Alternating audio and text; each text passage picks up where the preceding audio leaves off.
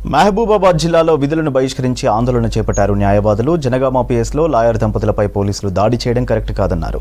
సిరిసిల్ల ఘటన మరవక ముందే ఇలా లాయర్లపై భౌతిక దాడులకు పాల్పడడం బాధాకరమన్నారు. దాడి చేసిన పోలీస్ సిబ్బందిపై ఉన్నతాధికారులు చర్యలు తీసుకోవాలన్నారు. న్యాయవాదుల రక్షణకు ప్రభుత్వం ప్రత్యేక చట్టాన్ని రూపొందించాలని డిమాండ్ చేశారు.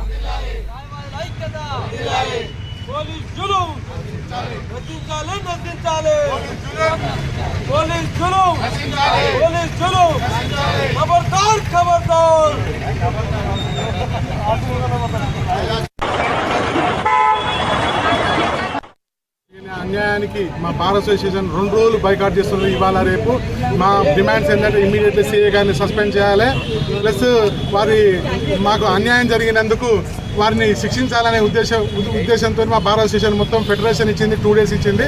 దానికి మీ అందరూ సహకరిస్తున్నాం. భౌతిక దాడి చేస్తూ ఒక హంతకుడిలో లేకపోతే ఒక దోపిడీదారును లాక్కెళ్ళినట్టుగా 4 పోలీసులు అమాంతంగా పోలీస్ స్టేషన్లో అడ్వకేట్ అమృతరావు గారిని లాక్కెళ్ళి లోపల కూర్చున్నపెట్టి పిడుగుతులు కూర్చున్నటువంటి పోలీసుల యొక్క చర్యల్ని మేము ముక్త కంఠంతో ఖండిస్తున్నాం. ఒక న్యాయం కోసం తన క్లయింట్ తరపున పోలీస్ స్టేషన్కు పోయినటువంటి న్యాయవాదికే రక్షణ లేకుండా, గౌరవ మర్యాద లేకుండా ప్రవర్తించే పోలీసులు సామాన్య ప్రజానికానికి ఏమాత్రం అవకాశం ఇస్తారనేటువంటి విషయాన్ని ఈ ప్రభుత్వాలు పరిశీలించాలా.